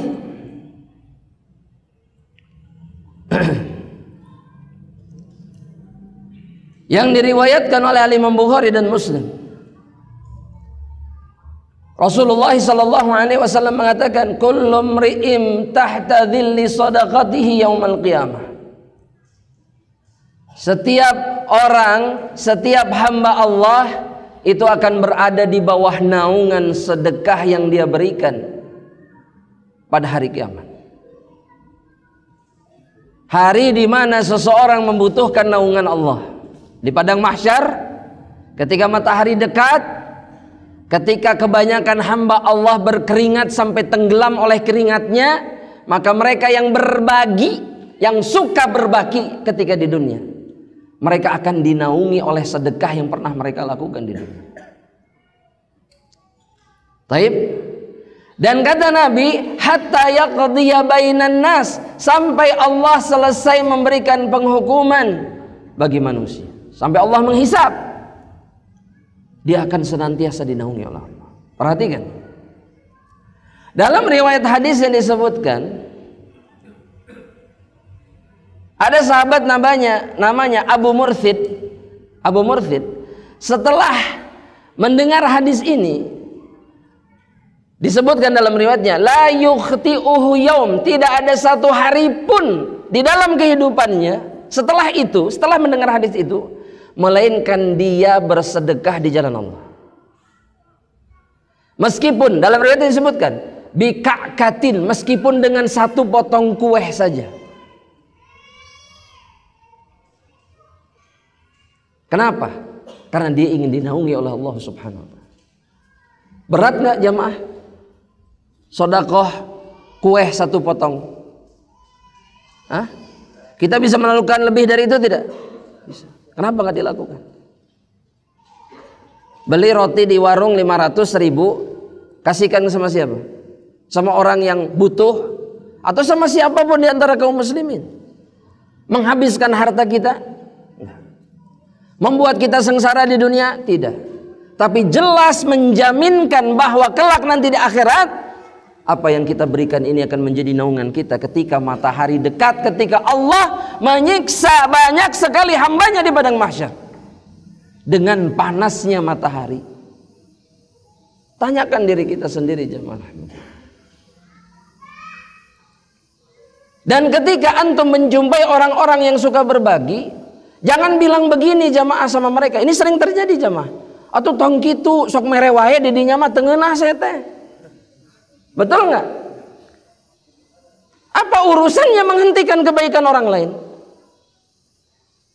Biarkan dia dengan kebaikannya. Jangan hentikan kebaikan orang lain, ditolak. Enggak kebanyakan. Ceritanya untuk menjaga izzah dan muru'ah. Bukan. Dia sedang menghancurkan kebaikan saudaranya. Dan Nabi Muhammad SAW, perhatikan, gak ada yang lebih mulia dari Nabi, gak ada yang lebih tinggi derajatnya dari Nabi, dan Nabi tidak pernah menolak pemberian siapapun. Jangan suka nuduh juga, itu masuk nerima pemberian dasar memang. Kenapa gak pernah mikir bahwa menerima pemberian orang itu menyenangkan orang yang memberi dan membuat dia mendapatkan pahala di sisi Allah? Kenapa gak pernah memikirkan itu? Dan Nabi Muhammad SAW itu menerima pemberian siapapun. Bahkan daging kambing yang sudah diracun saja diterima.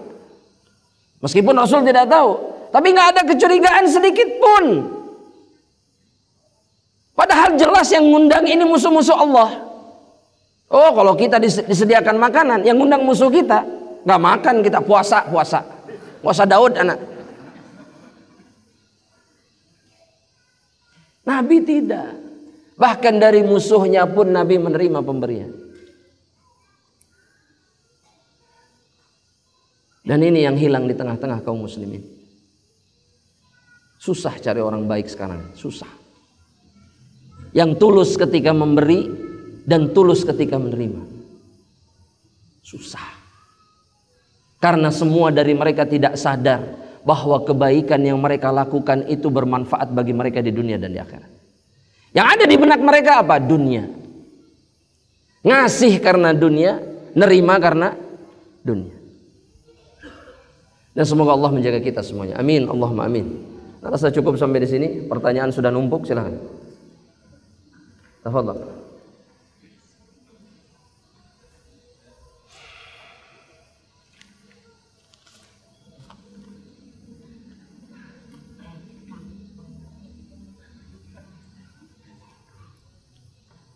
Pertanyaan pertama, Ustadz, bagaimana kalau kita transfer infak tapi harus konfirmasi pada admin? Nah, menyebabkan orang itu tahu kepada kita, bolehkah kita tanpa konfirmasi? Kalau tanpa konfirmasi tetap membuat harta yang kita infakkan itu bermanfaat, gak ada masalah. Karena kadang-kadang kalau tidak konfirmasi itu bisa tercampur dengan yang lain. Kadang-kadang seperti itu. Jadi tidak termanfaatkan sebagaimana mestinya. Itu jawabannya jemaah. Pertanyaan yang kedua.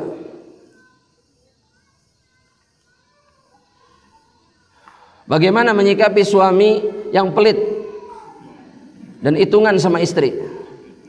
Bahkan untuk bersedekah atau infak pun selalu hitungan, merasa rugi. Yang pertama, ruqyah suaminya.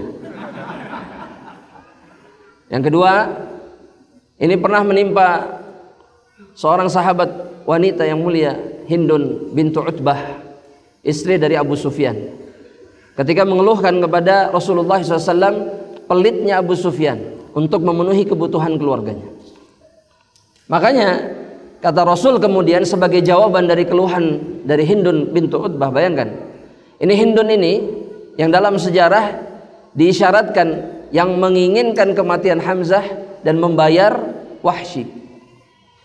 Tapi ketika masuk Islam semua itu hilang. Dan Nabi kemudian memberikan solusi terbaik kepada Hindun. Ketika mengeluhkan suaminya, kata Nabi Muhammad SAW, ambillah dari harta suamimu secukupnya yang engkau butuhkan untuk dirimu dan anak-anakmu. Boleh tanpa sepengetahuan suami. Ini bukan perintah untuk maling, bukan. Tapi mengambil hak. Mengambil hak. Jangan kemudian berdalil dengan riwayat ini penjarahan harta suami. Ah kon welah, nge-10 tahun saya tidak dinafkahi dengan benar. Wah, dirampok sama buku-buku tabungannya sekalian, dikuras. Jangan.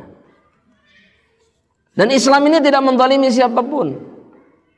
Seseorang boleh melakukan perbuatan yang secara hukum asal sebetulnya tidak boleh, selama untuk mendapatkan haknya. Gak ada masalah. Ya. Dan kemudian doakan suaminya. Wahai para istri, suami-suami Anda ini manusia. Tapi juga dia bukan setan, bukan iblis. Seburuk apapun dia, pasti ada kebaikan di dalamnya.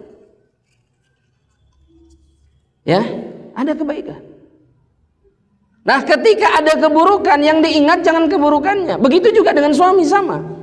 Ketika menjumpai istrinya punya keburukan, yang diingat jangan keburukannya, tapi kebaikan yang dia punya. Andaikan pasangan suami istri itu melakukan ini satu sama lain, selamat mereka. Kalau ada masalah, yang diingat bukan masalahnya, tapi apa? Ini wanita baik-baik, perempuan ini tuh perempuan yang baik. Sama, istri juga sama. Ini suami saya itu laki-laki baik-baik. Hari begini cari suami yang rajin ke masjid, bertanggung jawab, memberikan nafkah, mau bekerja, gak malas, mau menyayangi anak-anaknya. Di mana? Jangan kemudian berpikir, saya mah cerai juga masih ada yang lain. Jangan, ini tipu daya syaitan. Tipu daya setan ini. Supaya apa? Supaya kita berpisah. Ingat selalu kebaikan pasangan kita. Ya, Allah Ta'ala. Yang berikutnya, bagaimana dengan yang suka berbagi tapi musibah besar tetap ada? Apakah berbaginya masih kurang, Ustadz?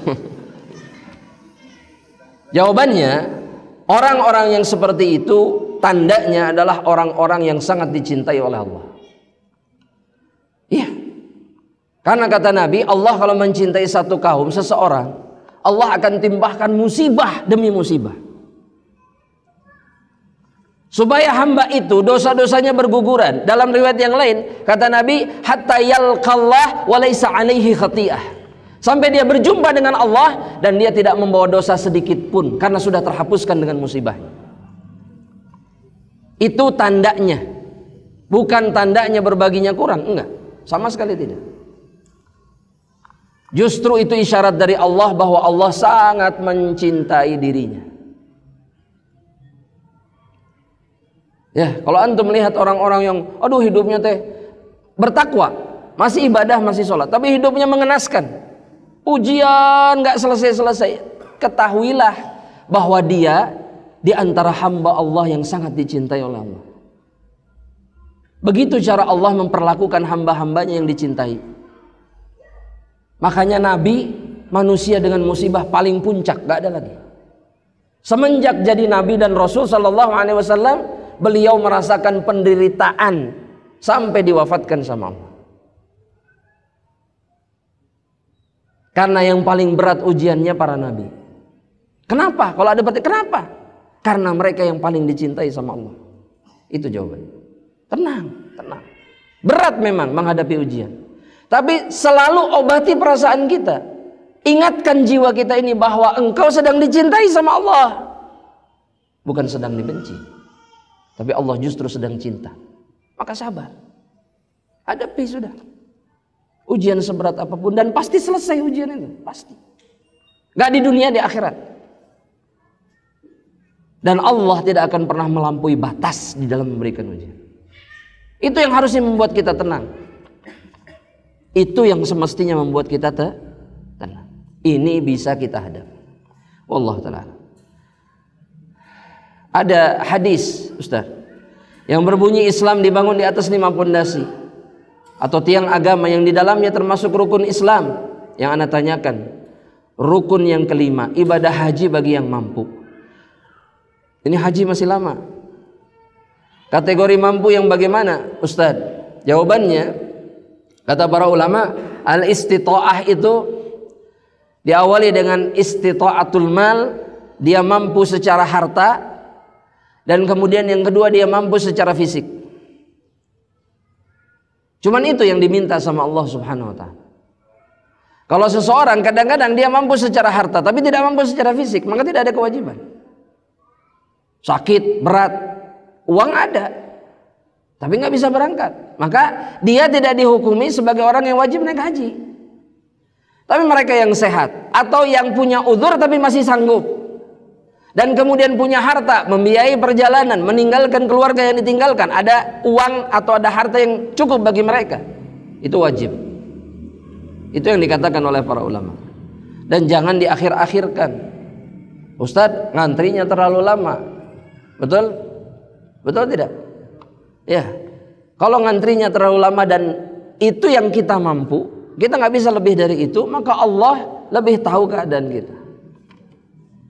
Niat kita dengan mendaftar bahkan sudah selesai membayar, itu sudah menunjukkan bahwa kita niat haji dan kita mampu. Tinggal takdir Allah yang berbicara. Kita berangkat atau tidak. Itu saja.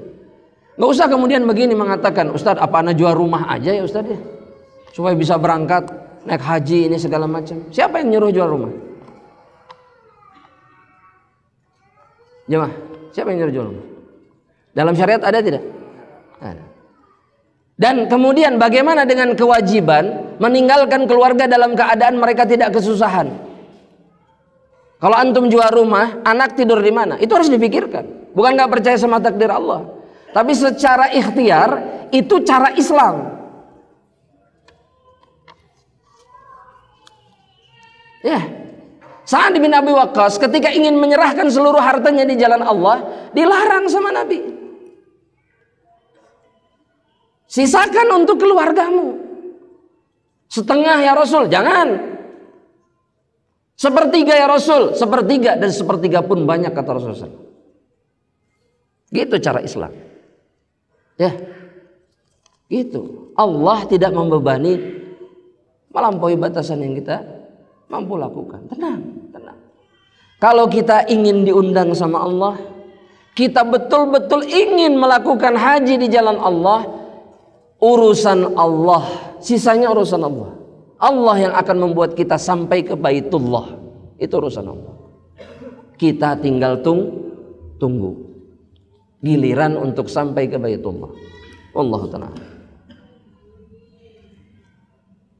Ustadz, bagaimana hukumnya apabila kita niat sholat berjamaah tapi imam dan makmum tidak memperhatikan shaf, semuanya sendiri, jarak antar jamaah makmum berjauhan bahkan sampai acak-acakan shofnya.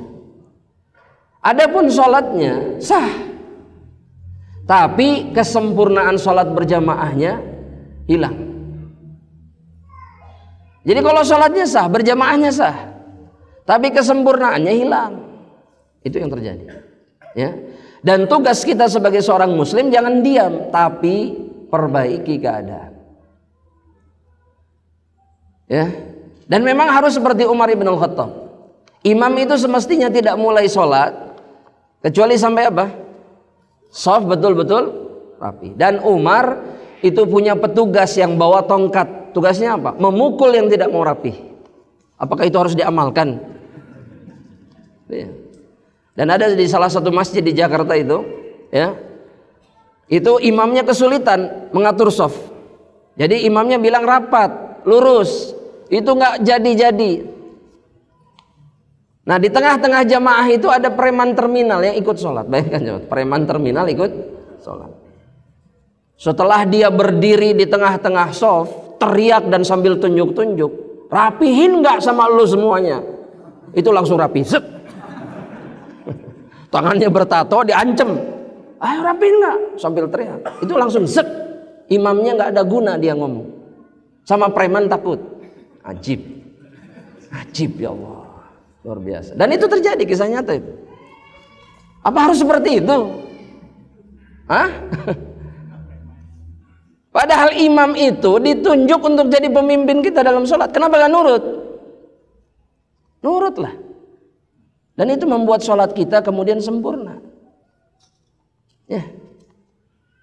Dan kata Nabi, kalau kalian berbeda-beda di dalam shaf, gak rata, gak rapi, yang satu maju, yang satu renggang, seenaknya, maka kata Nabi, fatakhtalifa qulubukum, hati kalian akan terpecah belah. Ya, gak ringan loh, ancamannya dari Nabi gak ringan. Itu yang membuat kita gak bisa bersatu, gak bisa saling mengasihi satu sama lain sesama hamba Allah. Karena shaf sholatnya gak bisa rapih, gak bisa rata. Ya. Dan jangan dipertahankan yang seperti itu. Allah Ta'ala. Ustaz, bagaimana orang yang hukumnya orang yang selalu berzikir la ilaha illallah tapi tidak pernah mengerjakan sholat dengan alasan karena kalau mau meninggal bisa mengucapkan la ilaha illallah bisa masuk surga. Masya Allah. Suruh yang mengatakannya coba dulu saja. Suruh coba dulu. Ya, pas mati apa yang terjadi? Ya, subhanallah. Kalau dia mengatakan bahwa ketika meninggal ucapan la ilaha illallah yang dibutuhkan, maka ucapan la ilaha illallah itu semestinya kemudian membuat dia beramal. Karena lihat Rasulullah SAW dan para sahabat. Mereka mengucapkan la ilaha illallah tidak? Ya, mengucapkan. Ketika sakaratul maut mereka mengucapkan la ilaha illallah tidak? Mengucapkan la ilaha illallah. Pertanyaannya kemudian, mereka meninggalkan sholat atau tidak? Tidak ada yang meninggalkan sholat.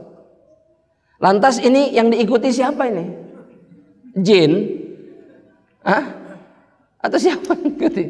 Nabi Muhammad atau jin? Nabi Muhammad yang semestinya diikuti. Sallallahu alaihi wasallam. Ya. Makanya ini perhatikan, kata para ulama, sampai sejauh ini syaitan menyesatkan manusia. Ya. Begitu halus, coba bayangkan. Sampai orang ini nggak sadar bahwa ketika dia nggak sholat, Islamnya hancur. Kalimat la ilaha illallah nggak ada gunanya. Sehalus itu syaitan menyesatkan manusia. Makanya kita harus hati-hati. Ya, permainan syaitan itu permainan kelas tinggi. Ya. Dengan ketaatan sekalipun seseorang bisa terjerumus ke dalam neraka. Padahal dia sedang melakukan ketaatan. Ya, wallahu ta'ala. Afwan Ustadz, izin bertanya, apakah wanita yang sholat tarawih di rumah witirnya diharuskan memakai doa kunut? Doa kunut itu tidak harus, tapi sunnah. Boleh pakai, boleh tidak. Dan doa kunut yang dibaca Allahumma hdina fiman hadait itu doa kunut witir. Itu doa kunut betul, tapi doa kunut untuk sholat witir. Ya. Jadi itu yang disunahkan untuk dibaca ketika kunut witir di rakaat yang terakhir. Wallahu ta'ala. Berinfak di jalan Allah sebaiknya ditujukan kepada siapa? Yang pertama, ditujukan kepada orang terdekat. Orang terdekat. Dimulai dari keluarga, kerabat, tetangga, baru kemudian orang lain. Jadi Islam mengajari kita seperti itu. Seperti dalam surat An-Nisa ayat yang ke-36. Allah mengajari tahapan-tahapan, level-level manusia-manusia yang dianjurkan untuk kita memberi kepada mereka. Itu diawali dengan orang-orang yang paling dekat. Orang tua, keluarga, kerabat, anak, istri, dan seterusnya. Baru orang lain. Ya. Kebanyakan dari hamba Allah orang lain dulu, baru keluarganya. Salah. Keluarganya dulu, baru orang lain. Ya, wallahu ta'ala. Pertanyaan berikutnya, kenapa kita kalau kita memberi karena keinginan sendiri merasa ikhlas, tapi tidak terlalu ikhlas bila memberi karena diminta? Wajar. Ini namanya manusia. Dan iman kadang naik, kadang turun. Tapi ketika seseorang membutuhkan dan kemudian meminta kepada kita, semestinya kita ikhlas. Dan saya yakin yang membuat kita sering tidak ikhlas itu seringkali adalah karena yang meminta tidak berhak meminta. Makanya kita kesel. Ya, kenapa nggak berusaha sendiri, minta-minta sama orang dan seterusnya. Tapi semua urusan hati, jemaah. Kalau kita menginginkan kebaikan di sisi Allah, apapun yang kita berikan maka lakukan karena Allah Subhanahu wa ta'ala. Jangan karena makhluk. Mau sebel sama makhluk itu, mau benci, mau apa, tetap berikan. Karena yang kita harapkan balasan siapa? Balasan Allah Subhanahu wa ta'ala. Pertanyaan berikutnya. Ustaz mohon nasihatnya. Ini saya nggak tahu nih pertanyaannya. Tulisannya kurang jelas. Baik. Pertanyaan berikutnya. Ustaz minta nasihatnya, bagaimana caranya hati ini ingin terus condong kepada Allah, akhirat dan syurga Allah.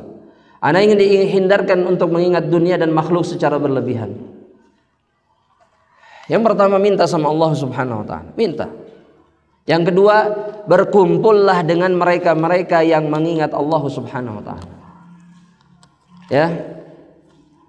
Kata Allah dalam surat Al-Kahfi itu, wasbir nafsaka ma'al ladzina yad'una rabbahum bil ghadati wal ashiyyi yuriduna wajha wa la ta'du aynaka anhum turidu zinatal hayatid dunya. Allah sudah ngasih tahu, bersabar, berkumpul, bergaul dengan orang-orang yang selalu mengingat Allah pagi sore, taat sama Allah Subhanahu wa ta'ala. Jangan berpaling dari mereka karena dunia. Nah, di antara perkara yang membuat kita selalu condong ke dunia, kumpulnya sama ahli dunia. Betul tidak? Contoh, ini saya kasih contoh. Mohon maaf, dan tidak ada tujuan apapun, nggak ada. Seperti ibu-ibu yang kumpulnya dengan para pemilik tas mahal. Yang dibicarakan apa? Tas. Gimana mau ingat akhirat? Ketika lihat tas temennya, oh ini Versace ya? Oh ini Louis Vuitton, Masya Allah. Aduh beli ini yang seri ini loh, dan seterusnya. Apa? Terus mau ingat akhiratnya gimana caranya? Jangan. Atau bapak-bapak juga sama. Ketika zaman Batu Ali booming, wah itu majelis Batu Ali di mana-mana digosok, ya terus. Ya virus. Ya. Apa ini? Dan kemudian berharap jadi orang bertakwa dengan cara seperti itu, nggak bisa. Tinggalkan pergaulan dengan mereka. Kalau ingin ingat akhirat, nggak bisa. Nggak bisa. Dan tidak mungkin kemudian orang yang seperti itu kecondongannya kepada akhirat kuat. Nggak mungkin. Kenapa? Karena yang menjadi fokus kehidupan mereka dunia. Dan ini bukan masalah harta loh ya, ingat. Orang yang nggak punya harta pun bisa condong kepada dunia, betul tidak? Itu seperti orang-orang yang duduk di pinggiran jalan terus ngitung ngotret. Ngotret apa aja? Bawa kertas kecil nulis. Tilu ka opat, opat ka lima. 7 jeung ieu cocok. Apa ini maksudnya? Condong ke dunia. Terus ingin jadi orang bertakwa kumpul dengan orang seperti itu, nggak bisa. Nggak bisa. Makanya kata Allah, jangan lepaskan, bersabarlah, tetap bersama orang-orang yang selalu mengingat Allah. Ya. Dan yang ketiga, itu adalah jangan pernah meninggalkan ketaatan kepada Allah. Yang membuat kita selalu ingat akhirat itu adalah ibadah. Orang ingat akhirat itu terlihat di apa? Di ibadahnya. Kalau dia ingat akhirat, ingat surga, maka ibadahnya akan menunjukkan itu. Gak akan pernah berhenti dia, terus. Baik terlihat ataupun tidak terlihat, dia akan istiqomah melakukan ketaatan kepada Allah Subhanahu wa taala. Wallahu taala. Waduh, ini pertanyaan Masya Allah.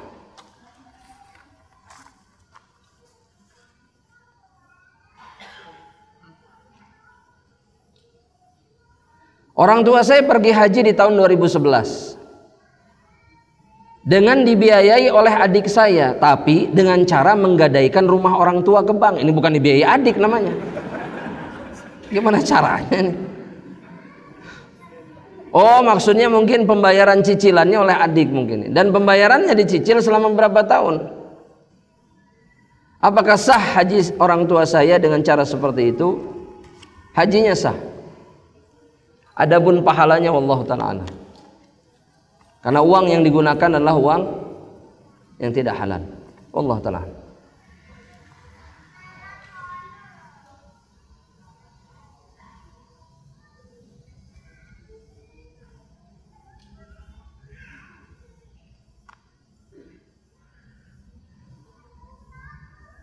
Pertanyaannya begini jemaah. Ustadz, ana minta kehalalan mumpung masih di dunia. Ana waktu itu lagi dalam perjalanan, nebeng sama teman-teman.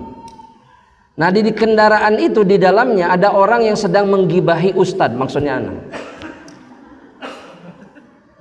Tapi ana tidak mampu mencegahnya. Ana mohon dimaafkan, ana maafkan seikhlas-ikhlasnya insyaallah. Nah. Dan ana tidak pernah peduli dengan orang-orang yang menggibahi ana. Ana tidak pernah peduli. Ana bersyukur, berterima kasih kepada Allah karena mereka akan menghabiskan dosa-dosa ana nanti di hadapan Allah. Silahkan gibahi ana sesukanya. Fadhol. Iya. Betul. Dan ini bukan orang yang pertama bilang seperti ini kepada ana. Banyak. Dan ana maafkan mereka. Tapi bagi yang masih gibah, ana berterima kasih kepada mereka. Apa? Karena mereka akan menghabiskan dosa-dosa ana nanti di akhirat. Ya, ana bersyukur sama Allah Subhanahu wa taala. Terima kasih. Nah, pertanyaan berikutnya. Apa hukumnya jika ada yang meminjam uang, tapi kita bilang nggak megang uang? Karena takut kalau orang itu tidak tepat janji. Dan memiliki banyak alasan dan akhirnya merusak silaturahmi. Gak perlu bohong. Kenapa nggak bilang ana nggak mau minjamkan sama antum? Selesai. Oh dia pasti marah, pasti marah.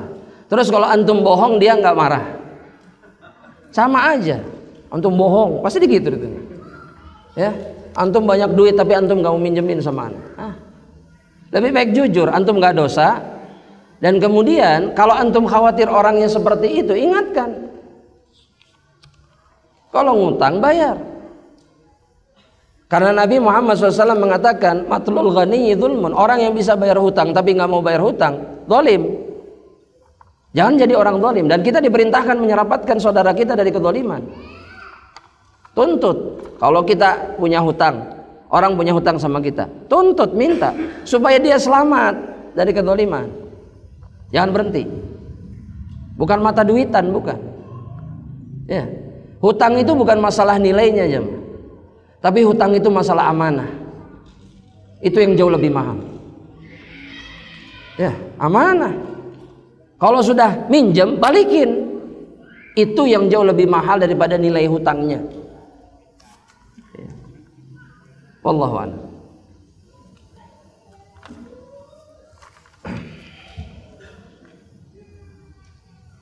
Ustadz, bagaimana jika harta yang kita infakkan di jalan Allah berasal dari uang haram?